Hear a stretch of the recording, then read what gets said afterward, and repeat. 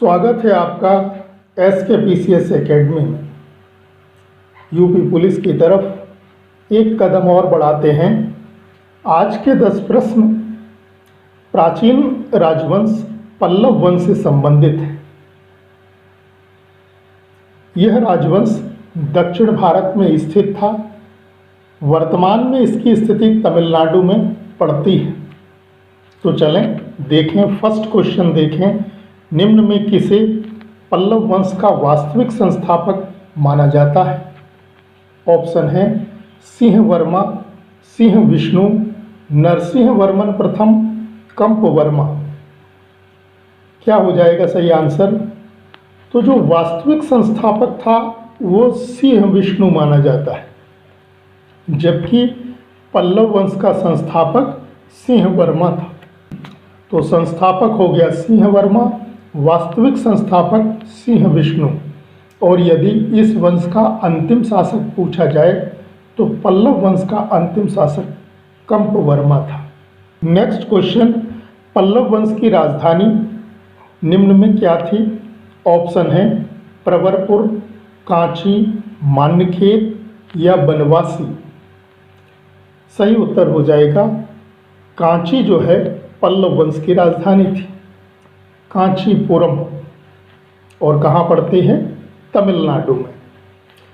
प्रवरपुर ये वाकाटकों की राजधानी थी, वाकाटक वंश की राजधानी प्रवरपुर थी। मान्यखेत ये राष्ट्रकूटों की राजधानी थी, राष्ट्रकूट वंश की राजधानी मान्यखेत थी। और बनवासी ये कदम्ब राजवंश की राजधानी थी। और पल्लवों की क्या थी? कांची के पल्लव थे। नेक्स्ट प्रश्न, पल्लव शासकों ने रथ मंदिरों का निर्माण करवाया। उन्होंने कुल रथ मंदिर 8 बनवाए। इनमें सबसे छोटा रथ मंदिर कौन सा माना जाता है? ऑप्शन है धर्मराज रथ, अर्जुन रथ, भीम रथ या द्रौपदी रथ। सही उत्तर क्या होगा? तो द्रौपदी रथ इनमें सबसे छोटा माना जाता है, जबकि सबसे बड़ा रथ मंदिर धर्मराज रथ का है। और ये मंदिर कैसा है? पिरामिड के आकार का बना है। और पल्लव शासकों ने कुल कितने बनवाए थे? तो 8 रथ मंदिर बनवाए थे। 4 यही हैं और 4 अन्य कौन हैं? अर्जुन रथ, गणेश रथ, नकुल सहदेव रथ, वलयनकुट्टे रथ और पिडारी रथ तथा 4 ये अन्य हो गए। तो इस प्रकार से पल्लव शासकों ने कुल 8 रथ मंदिरों का निर्माण कराया। ये भी ध्यान रखिएगा, पिडारी जो रथ था ये पल्लवों की ग्राम्य देवी थी, और जबकि वलयनकुट्टे रथ ये एक तालाब के नाम पर बनवाया गया था। नेक्स्ट क्वेश्चन, कांची का कैलाशनाथ मंदिर किस शैली के चरमोत्कर्ष को दर्शाता है? ऑप्शन है राजसिंह शैली, नंदी वर्मन शैली, मामल्ल शैली या महेंद्र वर्मन शैली। सही आंसर क्या हो जाएगा? तो जो कांची में कैलाशनाथ मंदिर बना है प्रसिद्ध, वो चरमोत्कर्ष दर्शाता है राजसिंह शैली का। किस शैली में बना है? राजसिंह शैली में। और अभी आपने पीछे जाने थे कि पल्लव शासकों ने 8 रथ मंदिर भी बनवाए थे। तो जो ये रथ मंदिर हैं वो मामल्ल शैली के, किसमें हैं? मामल्ल शैली के अंतर्गत आते हैं। और कैलाशनाथ मंदिर कांची का वो राजसिंह शैली के अंतर्गत माना जाता है। यदि हम इन चारों शैलियों को देखें तो शुरुआत मानी जाती है महेंद्र वर्मन शैली से। महेंद्र वर्मन शैली से ही जो है पल्लव वास्तुकला का प्रारंभ माना जाता है।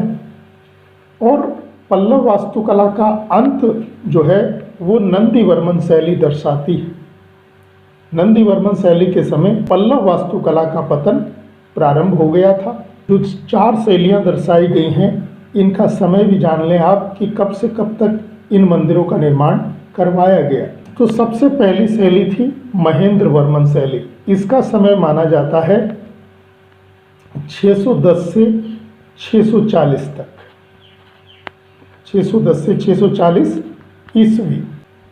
इसके बाद मामल्ल शैली आई दूसरी, इसका समय 640 से लेकर, दूसरी मामल्ल शैली थी, इसका समय 640 से लेकर 674 ईस्वी तक माना जाता है। तीसरी राजसिंह शैली थी, जिसका समय 674 से लेकर 800 तक माना जाता है। और अंतिम थी नंदीवर्मन शैली, जिसका समय 800 से 900 ईस्वी तक माना जाता है। तो आप समझ गए पल्लव कला का जो विकास हुआ है वो सर्वप्रथम महेंद्र वर्मन शैली से ये कला विकसित हुई। मामल्ल शैली 640 से 674 ईस्वी, इसी पीरियड में रथ मंदिर बनवाए गए, जो जिनकी कुल संख्या कितनी है, 8 मानी जाती है। और इनका निर्माण नरसिंह वर्मा प्रथम के काल में हुआ था। नेक्स्ट क्वेश्चन, किरातार्जुनीयम पुस्तक के लेखक निम्न में कौन माने जाते हैं? ऑप्शन है आचार्य दंडी, भारवी, भरत मुनि या मनु। क्या हो जाएगा सही आंसर? तो किरातार्जुनीयम पुस्तक के लेखक भारवी माने जाते हैं। नेक्स्ट क्वेश्चन, पेरुन देवनार ने निम्न में से किस पुस्तक की रचना की? ऑप्शन है महाभारत तमिल भाषा में लिखा, या अवंती सुंदरी कथा की रचना की, 10 कुमार चरित, या फिर काव्यादर्श। तो पेरुन देवनार ने इनमें से कौन सी पुस्तक लिखी है? सही उत्तर हो जाएगा महाभारत लिखी है तमिल भाषा में। शेष जो अन्य तीनों रचनाएं हैं, अवंती सुंदरी कथा, 10 कुमार चरित और काव्यादर्श, ये तीनों, इन तीनों की रचना आचार्य दंडी ने की है। ये किसकी पुस्तकें हैं? दंडी की। और अभी आपने पीछे देखा था किरातार्जुनीयम, वो भारवी की पुस्तक थी। पेरुन देवनार ने क्या लिखी? महाभारत तमिल भाषा में लिखी। और अवंती सुंदरी कथा, 10 कुमार चरित और काव्यादर्श, इसके लेखक दंडी है। नेक्स्ट क्वेश्चन, पल्लव शासक अपनी उत्पत्ति निम्न में किससे मानते थे? ऑप्शन है ब्रह्मा से, विष्णु, महेश या अग्नि से। तो इनमें से किससे अपनी उत्पत्ति बताते हैं पल्लव शासक? सही आंसर हो जाएगा ब्रह्मा से जो है अपनी उत्पत्ति का संबंध जोड़ते हैं। नेक्स्ट क्वेश्चन, पल्लव का शाब्दिक अर्थ लता होता है, परंतु तमिल भाषा में पल्लव का अर्थ क्या होता है? ऑप्शन है राजा, सूर्य, कली या डाकू। सही आंसर हो जाएगा डाकू। तो पल्लव का तमिल भाषा में अर्थ क्या होता है? डाकू। जबकि पल्लव का शाब्दिक अर्थ क्या होता है? लता होता है। नेक्स्ट क्वेश्चन, रथ मंदिरों को निम्न में से क्या कहा जाता है? ऑप्शन है सप्तरथ, पांडव रथ, सप्त पगोड़ा या सभी। सही आंसर हो जाएगा ये सभी नामों से जाने जाते हैं। आपने अभी पीछे जाना था, रथ मंदिर कुल कितने हैं? 8, और मामल्ल शैली में ये बने हैं नरसिंह वर्मन प्रथम के काल में। चूँकि 5 पांडवों के नाम इसमें आते हैं, अतः इन्हें पांडव रथ भी कहा जाता है, इन्हें सप्त रथ भी कहते हैं, इन्हीं को सप्त पगोड़ा भी कहा जाता है। तो ये तीनों नाम हैं, इसलिए राइट आंसर हो जाएगा सभी। नेक्स्ट क्वेश्चन देखें, निम्न में कौन सा रथ मंदिर नागर शैली में बना है? ऑप्शन है धर्मराज रथ, अर्जुन रथ, द्रौपदी रथ या पिंडारी रथ। सही आंसर हो जाएगा द्रौपदी रथ जो है वो नागर शैली में बना है, जबकि धर्मराज रथ, अर्जुन रथ और पिडारी रथ ये तीनों जो हैं वो द्रविड़ शैली में बने हैं। तो मंदिर निर्माण की 3 शैलियाँ होती हैं, उत्तर भारत में नागर शैली, दक्षिण भारत में द्रविड़ शैली, और इन दोनों के मिलने से एक वैसर शैली उद्भव होती है। तो मंदिर निर्माण की कितनी शैलियाँ? 3 शैलियाँ मानी जाती हैं।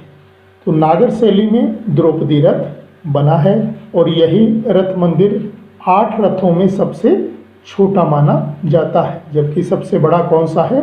धर्मराज रथ को माना जाता है। और धर्मराज रथ मंदिर जो है वो पिरामिड के आकार का बना है। तो ये 10 प्रश्न थे पल्लव राजवंश से, इन्हें आप याद कर लें। 10 नए प्रश्नों के साथ फिर मिलते हैं। धन्यवाद।